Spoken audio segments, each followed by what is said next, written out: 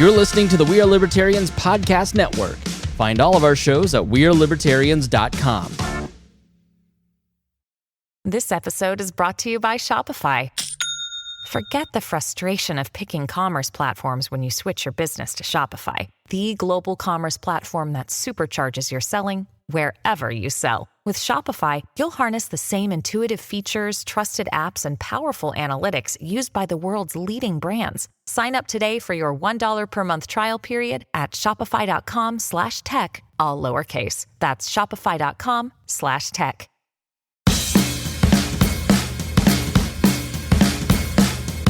Welcome to We Are Libertarians Daily Podcast. I am Hodey Johns, your host. This is brought to you by our Patreon listeners. If you are not one, go ahead and become one today. You get a bunch of extra goodies. You get to listen to this podcast a few days before it airs, as well as the opportunity to join our book club, get a say in everything that goes on, discuss topics, and everything like that. And frankly, we couldn't do it, what we're about to do today, without people like you. And today, I am joined by a legislative activist, Courtney. Courtney, how are you today? I'm good. How are you? Doing great. Now, Courtney, you are an activist for breed-specific legislation. So tell us about that. Just give us a general overview. What is it? Okay. So breed-specific legislation, also known as BSL or BDL, breed discriminatory law. It is the banning of pit bulls and pit bull type dogs. It could be American Bulldogs, it could be the American Staffordshire Terrier, it could be the American Pit Bull Terrier. It can be any mixes of these dogs. And frankly, it's all dogs are individuals, and it shouldn't be based on looks.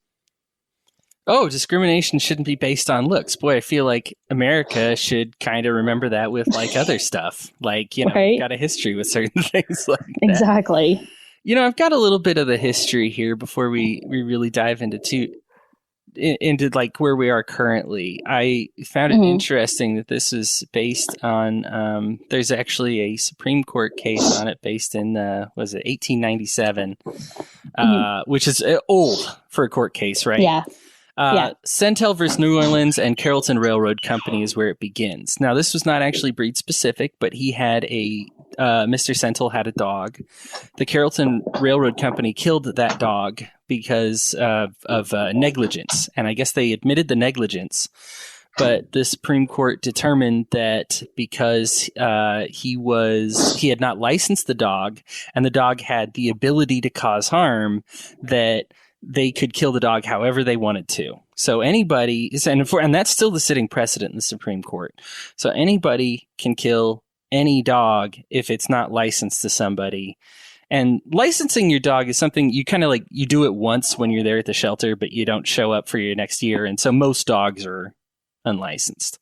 And that's somebody's property at that point.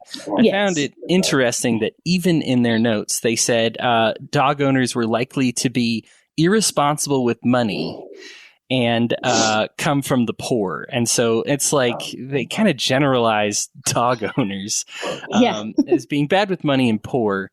Now, why, I guess since you've been an activist for this, why does this still persist today? Because, God, I was not actually thinking about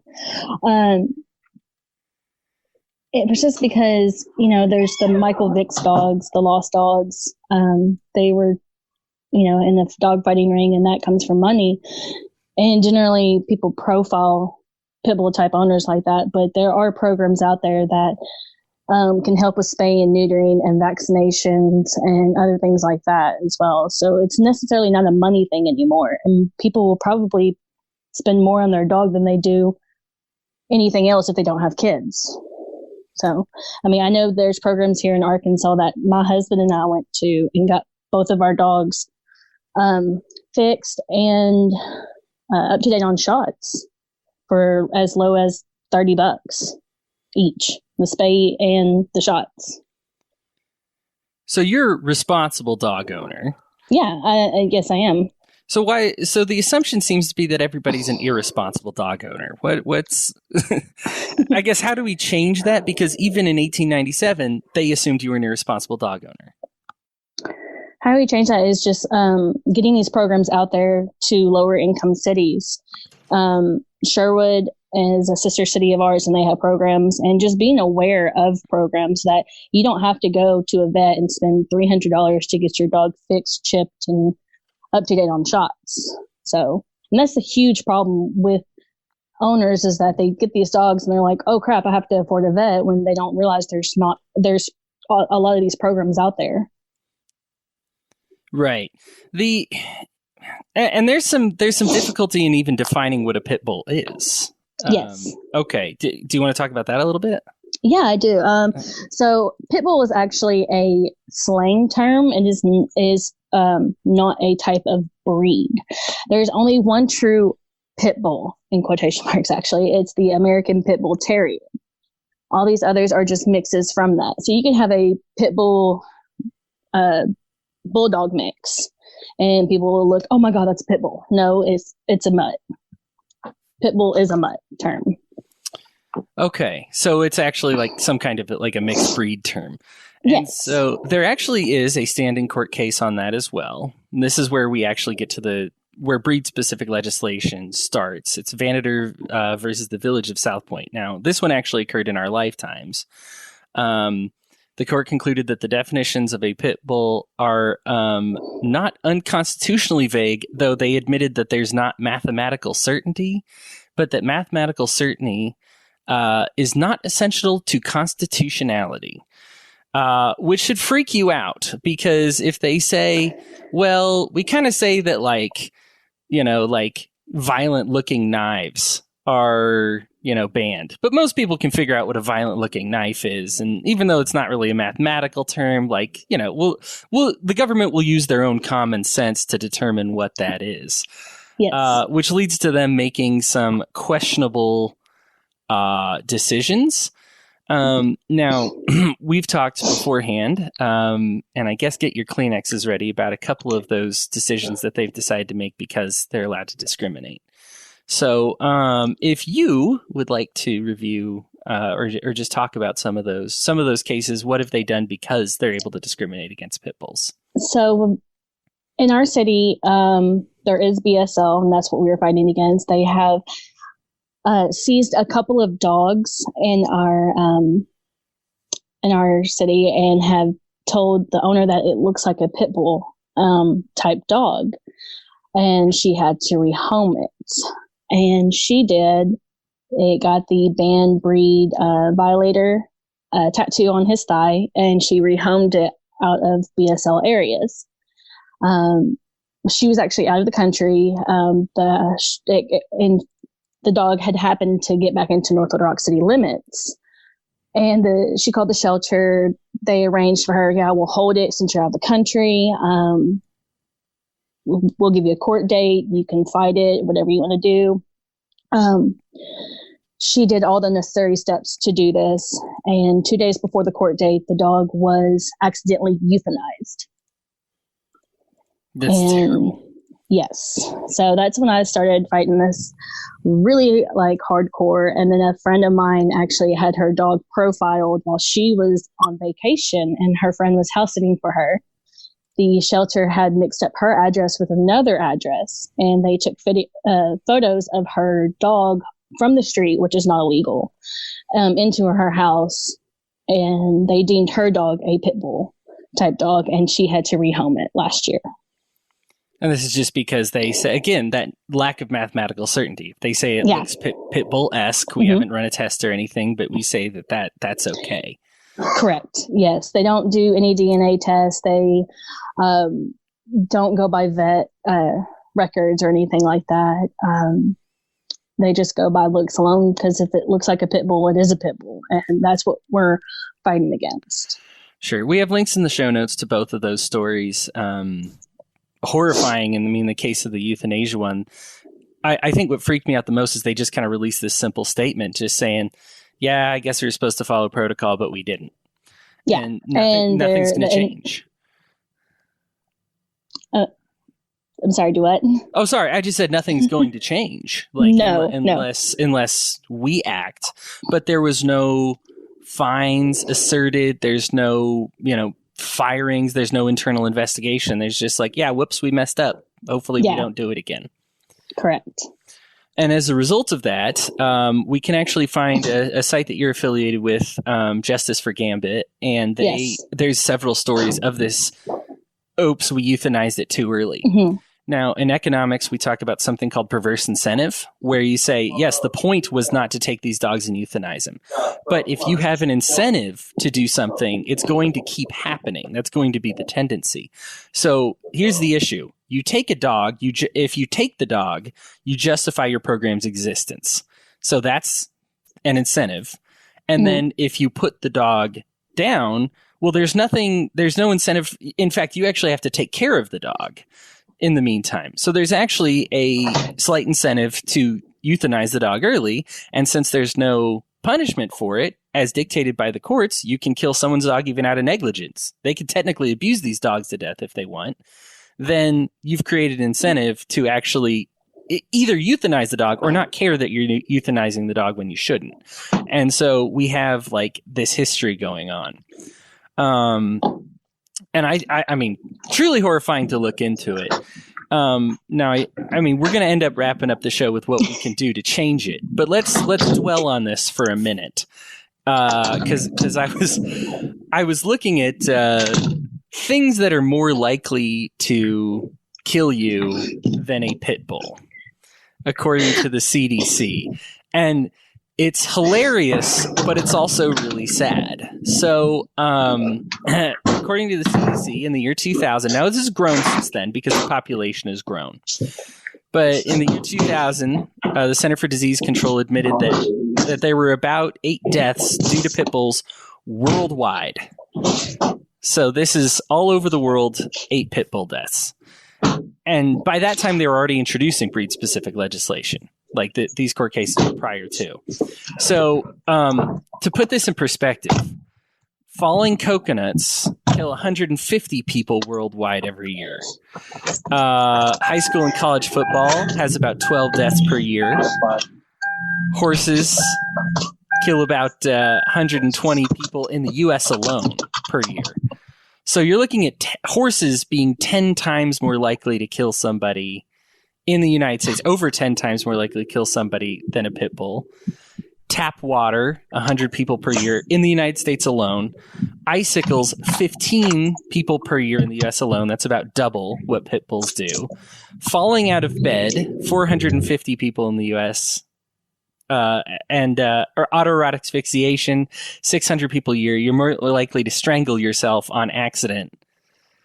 600 people per year. Vending machines, 13 people per year worldwide. Vending machine falling down on you. Bathtub drowning, 300 people per year, and TV falling on you 29 times per year. So the reason I bring those up is because those are massively more likely to kill you than pit bulls. In some cases, double or triple more likely to kill you than death by a pit bull. Do you have any guesses? And I'm sorry I didn't even ask you. I didn't provide you this beforehand. Why have we singled out pit bulls as opposed to icicles, which are twice as more likely to kill you? I'm sorry, what was the question? It froze. Oh, you're all right. So, why is a pit bull, why do we have legislation about, getting rid of pit bulls, whereas icicles are twice as likely, more likely to kill you? What comes to mind is the media. You don't hear about icicles killing anyone. You don't hear about the German shepherds killing a child, or a dachshund mauling a child. You hear about these big mean pit bulls, and the media gets in on these cases, and I think that's why we don't hear about other things hurting kids or biting or anything like that. Yeah. Now, there is some, and I did want to talk about something with you here. There is something called gameness in pit bulls, and this is something that they've kind of been bred for. And so it is something that I don't want to just overlook, because I'm sure there are listeners here who are like, hey, you are more likely to get killed by a pit bull than any other dog, right? A 5-year study conducted by the Children's Hospital of Philadelphia found that 50.9% of dog bites, so just over 50%, were from pit bulls. Gameness is like a determination. So I have a link here from an expert who said gameness is a determination to master any situation and never back down out of fear. This was intentionally developed by pit bull breeders through many generations of selective breeding, and it allows pit bulls to keep going nonstop for 2 or more hours in spite of broken bones, torn muscles, blood loss, dehydration, and exhaustion. But it is actually more about the determination than the aggressiveness itself. In fact, I guess, let's see here. According to the American Temperament Test Society, pit bulls have a temperament passing rate of 86.7%. Now, I don't really know what that is, but it is lower than dogs like the Beagle, Border Collie, and Chihuahua. Dachshunds and Chihuahuas exhibit the largest amount of aggression towards humans. This exhibit includes both strangers and the dog owner. Pit bull terriers are more known for aggression towards unknown dogs than humans. So really, discriminating against the pit bull, it has something about the gameness to it to say like it's determined, but that doesn't. And while that might make it bite more, be more fatal necessary, or at least it probably doesn't bite more, but maybe you have to get hospitalized for it more because they're serious about it. Sorry, go ahead. Well, you know, they do have and there's facts and myths that you can look up on Animal Farm Foundation about that. You know, I've heard people say that they don't tolerate pain, and that's a lie. That's a myth. They are just like any other dog, and not only that, but if you look up the lost dogs, they were bred to fight each other like it's nobody's business and to kill each other. And 52 dogs were rescued from that dogfighting ring, and 48 went on to find their forever loving homes with rehab with Best Friends Animal Society. A Cane Corso actually has a stronger bite force than a pit bull type dog. So necessarily it's not the gaminess in the dog at all. It's just how they were how they're managed. Yeah, you know, that is another one of those myths that I found, and this is one that I had heard that I didn't know until researching this. So pit bulls don't have locking jaws. Their jaws are just the same as other dogs, but I've even heard the locking jaw thing, and that's got to be like a media thing because I haven't heard of that before. Just like any other breed, pit bulls that bite do so out of lack of training and socialization. And this is more of an owner error than a dangerous dog issue. According to the American Veterinary Medical Association, it's not within a pit bull's inherent characteristics to bite a human. You have a 1 in 112,400 chance of dying from a dog bite from any breed. This is the with things that we measure, death. I was going to say options, not like you get to choose it. With death categories, this is actually the third lowest, ahead of only legal execution, right? Like death row, and being struck by lightning.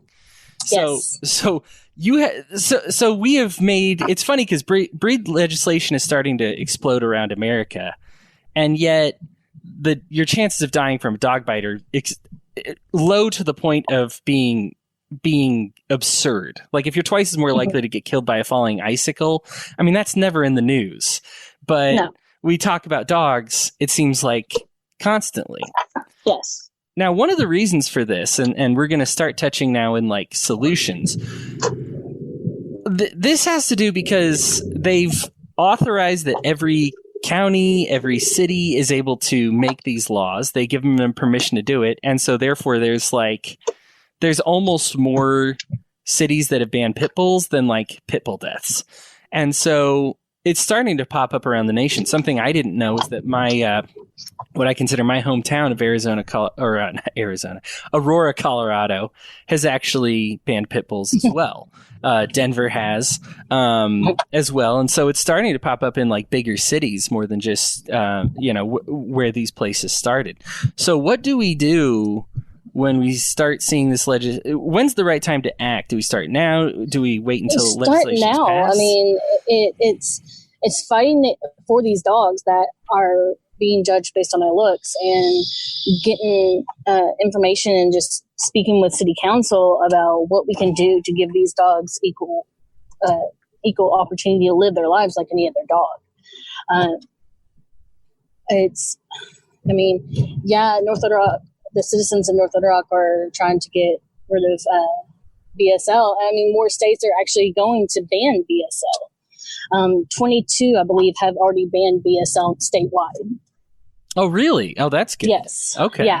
So, I mean, it is the states and municipalities of the cities and stuff like that that can make this legislation. Now, our capital, Little Rock, actually, you can have a pit bull type dog. You just have to register it, spay and neuter it, have up to date on shots and everything, and you can own a pit bull as long as you have those three things. And I mean, just be a responsible owner as well, and train and socialize your dog, like you said. But more states are banning BSL outright. Right. So that's good to hear. So, like, let's say my state doesn't yet have, I guess, a statewide ban on breed-specific legislation. Mm-hmm. Where do I start? I guess making sure that they get that passed. Oh, well, you can start with if you want to start local, start with your city council. If you want to start statewide, talk to your state representatives. They work for us, and they need to hear us. And if this is a concern of the citizens, then that's what they need to talk to them. So, and what if my county or state, or I guess, what if they've already passed breed-specific legislation? Then what do I do? Get out there, educate people. There's a lot of books that you can read upon. There's also links to go about. I know Best Friends Animal Society has links where they can tell you how to go about changing it or how to stop it if it's threatening on your city or your state. And they have really good resources that you can look up on their website. Awesome. Well, I really appreciate your time. We're going to wrap up here with, we always do final thoughts on the show. So I'll give you mine. But think about it this way. You're far more likely to die from an unserrated knife than a serrated knife. Does that mean we should ban serrated knives, or are they a useful tool that we can use and that you need to be responsible with, or else you or someone you know might get hurt, right? You're more likely to kill yourself or kill somebody else with these knives than with these pit bulls. So even if you don't care about dogs, now we have the dog versus cat situation is gets pretty explosive in our chat, and I own both. I am sure people. Well, great. So you own both. You're unbiased. I own both. We have some biased people in our chat room, so I know that somebody's gonna be listening to this. They're like, "Oh, of course, a dog episode, right?" But look, here's the thing: is if you can justify banning pit bulls above other dogs, then you can ban unserrated knives, in your kitchen as a tool. And to continue with that, and I'm still part of my final thought. I will give you time, I promise. But I have 3 associations that have actually condemned breed-specific legislation here. And to start with, one of them is the Department of Justice. The U.S. Department of Justice, because discriminating against these breeds is a bad idea, because their gamefulness, which might even be the result of some of these fatalities, actually saves more lives than they take because they're able to protect their owners. They fight through pain. And so if somebody tries to injure these dogs, if they try to injure these dogs or do something, if somebody breaks into the house, the dog fights through it and keeps going, especially when you factor in service dogs and police dogs.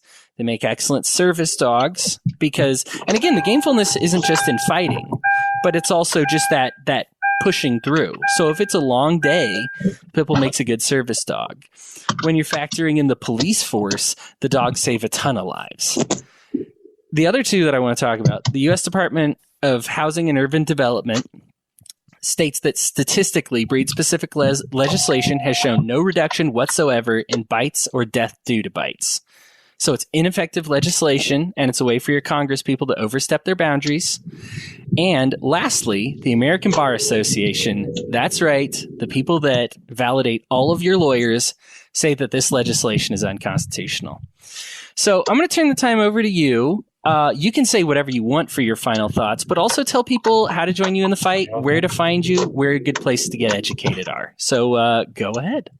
Okay, so I live in North Little Rock, Arkansas, and you can find me on Facebook if you'd like to reach out and know more about BSL and how it does not work. Also, you can go to American Farm Foundation and reach out to their lawyers and their legislators, and they can help you with that as well. And they have amazing stuff. You can get links and bookworks of how to get BSL changed in your community. And you can also go to Best Friends Animal Farm Foundation, and they have training videos. They have links as well. And then you can also visit your local shelters and just talk with them about BSL and see what their thoughts on it are as well. Go be a responsible owner if you're going to get a dog, and talk to some pit bull rescues. I networked for two of them. It's Nova Star in Ola, Arkansas, and also Out of the Ashes, which is in Benton, Arkansas. And you can reach out to those ladies, and they can point you in the correct direction of where you would like to find a good pit bull type dog. There you go. And you offered everybody to find you on Facebook. I didn't use your last name because I wasn't sure if you wanted that at the beginning. That's fine. My last name is Mixon, M as in Mary, I-X-O-N. There you go. So, go ahead and find her and get involved, guys. Thank you so much for tuning in today. I hope you enjoyed it. Again, if you did, the only way we stay in business is with your Patreon. Courtney, thank you for your stories, sad as they may be, but for showing us, I guess, how to fight the good fight. Yes, and thank you for having me, and I really, truly appreciate this. You have an excellent day. You too. Thanks. Bye. Bye.